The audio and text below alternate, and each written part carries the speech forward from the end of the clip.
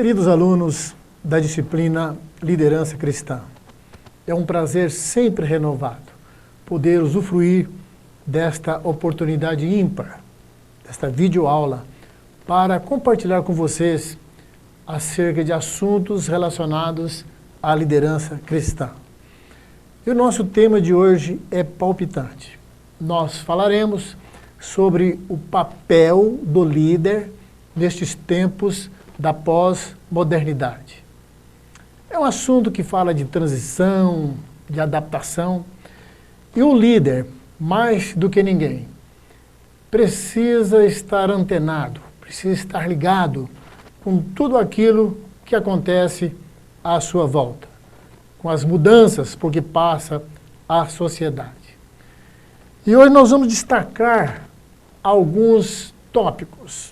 Por exemplo, a busca de inspiração para novas lideranças. As fontes que nutrem os líderes de hoje. Falaremos ainda sobre a complexidade do mundo e das pessoas em nossos dias. E fecharemos falando da força do mercado e das estruturas seculares na formação de líderes.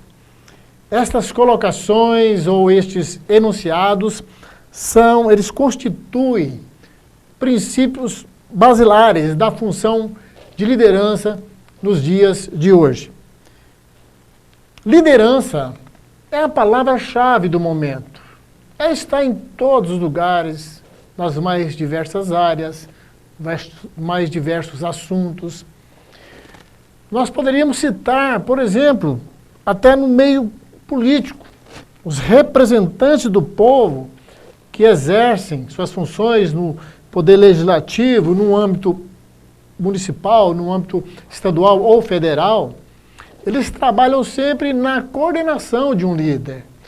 Assim que são diplomados ou empossados, uma das primeiras coisas que eles fazem é organizar em torno de si um líder. Por quê? Porque eles precisam de alguém que coordene as diversas tarefas, eles precisam de alguém que organize, né, a demanda de assuntos segundo a importância e necessidade para a condução dos problemas, para a elaboração de leis, enfim. Eles precisam de um líder para esta função principal de organizar. Se nós falamos assim, pensamos assim a respeito de política, o que dirá quando falamos em liderança cristã, mas principalmente voltada para a questão de igreja? Porque, como já dissemos em outras aulas, o líder empresarial, político, ele cuida de coisas, circunstâncias e de indivíduos, mas no sentido mais burocrático, enquanto que o líder de uma igreja, o pastor de ovelhas, ele cuida de almas, ele cuida de pessoas convertidas ou propensas a se converterem. Eles cuidam de algo muito mais precioso. E tem mais um detalhe. Quando se fala em liderança em igreja, não é só a figura central do líder, porque uma igreja ela compõe-se de departamentos, grupos, equipes, e cada um deles precisa ser administrado tendo um líder, como a pessoa que vai gerir os problemas oriundos dessas equipes, enfim, porque são coisas dinâmicas e que demandam providências neste sentido. Nós temos a necessidade de liderança até nos clubes, nós sabemos disso, nas empresas, até num passeio de pescaria, sempre alguém elege uma pessoa para organizar as diferentes providências que precisam ser tomadas, né? Grupo de amigos também funciona dessa maneira. Então, de antemão, já deixamos claro que a figura de um líder é algo realmente imprescindível. Nós podemos, né, fazer algumas perguntas que não querem calar. Por exemplo, que tipo de líder nós queremos ser? Que tipo de líderes nós somos obrigados a ser? Que tipo de líderes nós precisamos ser? Que tipo de líder a sociedade precisa hoje? E até mesmo, né, que tipo de líder a igreja precisa hoje? Com base neste introito, nós vamos falar sobre aspectos funcionais de liderança. Como líder de empresa, no aspecto, né, liderança no sentido secular, as teorias, as estatísticas apontam para a eficiência técnica da função, para a austeridade, para a serenidade, para exigências, né, no cumprimento de metas, procedimentos que certamente não estão sempre focados no indivíduo como pessoa humana. Trata mais do indivíduo como algo que faz parte de um contexto burocrático e que precisa funcionar. Como líder político, aí há alguma coisa diferente. Prevalece sempre no líder político a maleabilidade, a flexibilidade. Em outras palavras, um líder político não precisa ser autêntico a vida inteira. É aquela história. Se der tudo certo, um líder político atrai para a sua pessoa, para a sua eficiência, dedicação e capacidade, os louros da vitória ou das vitórias alcançadas.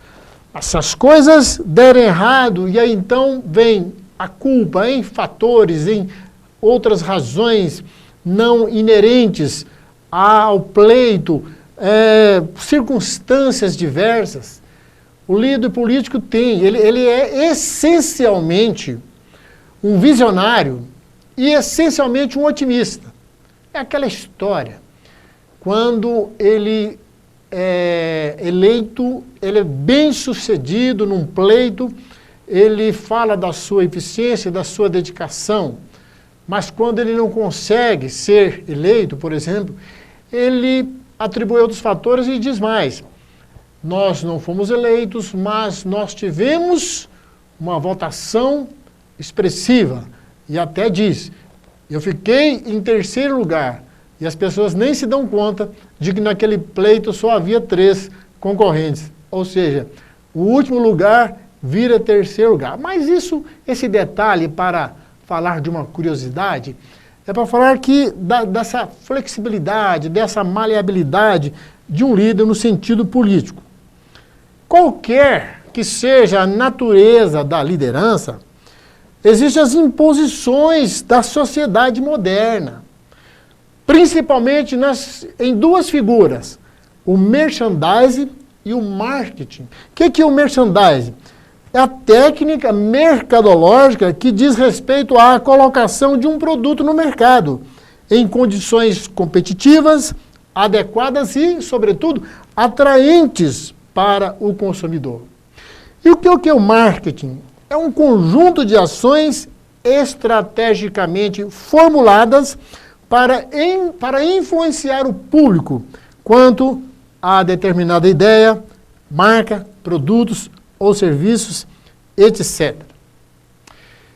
Enxergar além do tempo presente, ter macrovisão das perspectivas mercadológicas, ter uma cosmovisão, visão de mundo, de ver saídas dos problemas, apesar das graves e intensas crises, vislumbrar horizontes de vitórias futuras, são características que perfazem a formação de um líder, características que precisam estar presentes na figura de um líder.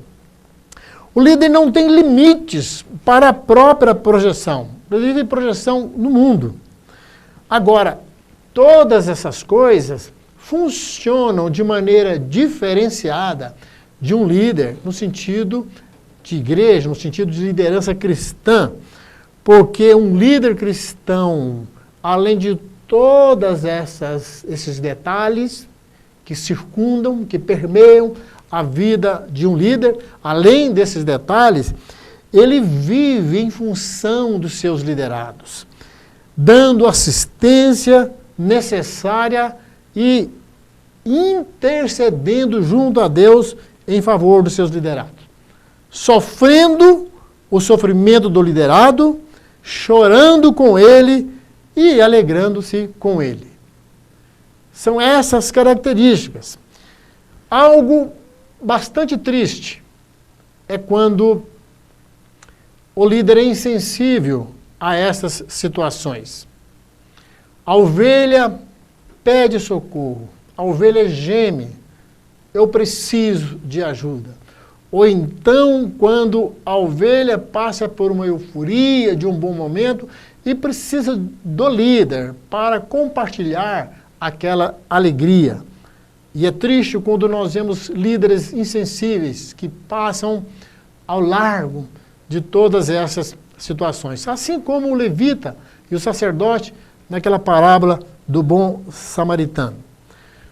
O ideal para os nossos dias é algo que foi perguntado. Qual é o ideal de liderança para os nossos dias? Foi perguntado para o grande pregador, teólogo e conferencista Ariovaldo Ramos. A pergunta foi: nestes dias de transição para o desconhecido, o que faria mais bem aos homens? Líderes ou apacentadores? E aquele conferencista disse que a diferença está em torno dos apacentadores, que eles são mais interessantes e que são vitais para a condução do rebanho.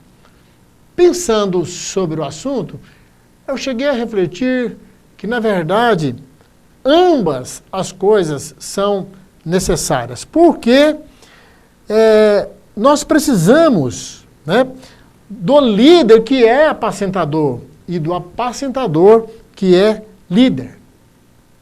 O líder e a sua necessária contextualização. Nós vamos focar agora um pouco sobre esse assunto. Vejam bem, a trajetória histórica do mundo sempre foi movida por grandes mudanças. Isto é óbvio, né? Afinal de contas, tudo muda. O progresso é algo inevitável. Isso faz parte do homem, no seu desejo de mudança. O homem é o agente das mudanças. Ele não consegue reter o lado, né, curioso de vontade de mudanças. Mas as nuances modificadoras da sociedade sempre aconteceram em ritmos diferenciados, de acordo com cada fase da história. Principalmente entre a Idade Média e a Idade Moderna. As mudanças foram enormes, foram substanciais. Mas isso acontecia num espaço de 100 anos, 200 anos, em média. Agora, nesta geração atual, as mudanças acontecem de uma forma meteórica, de uma forma realmente muito forte, em torno de 10 anos. É uma coisa impressionante. Equipamentos eletrônicos relacionados à comunicação, a cada ano são lançados novos projetos e os aparelhos velhos ficam obsoletos. O avanço tecnológico, ele tem promovido essa globalização. O mundo, na verdade, está plugado. Olha, tudo que acontece em qualquer parte do mundo já é do conhecimento do mundo inteiro. Algo que acontece no âmbito político ou financeiro lá no Japão, na China ou na Europa, imediatamente repercute nas bolsas de valores do mundo inteiro. Tal é a maneira que o mundo está ligado, está assim, interagindo em torno dos assuntos que envolvem economia, política e pessoas, enfim, né? Então, esse avanço é muito alto, está tudo muito rápido. E isso exige, sim, uma busca por novos paradigmas de liderança, por novos modelos de liderança. Ora, se o mundo está mais dinâmico, mais propenso a mudanças, as necessidades também para o líder continuam exigindo que se trabalhe dentro dessas perspectivas de mudanças. Vamos citar aqui alguns exemplos de coisas que aconteciam no passado. Por exemplo, antes de 1988, não havia no Brasil a lei do divórcio. E a separação de um casal era visto por um ângulo bem diferente de hoje. Naquele tempo havia discriminação. Um casal separado não tinha perspectiva de vida espiritual. Ele não tinha receptividade entre católicos, entre protestantes e em outros segmentos religiosos. Hoje nós vemos que os tempos são outros. Não que tenha havido uma banalização neste aspecto, mas porque todos veem, inclusive a igreja, vê hoje de uma forma diferenciada. Cada caso, cada história de casais que passam por esse doloroso e indesejado processo.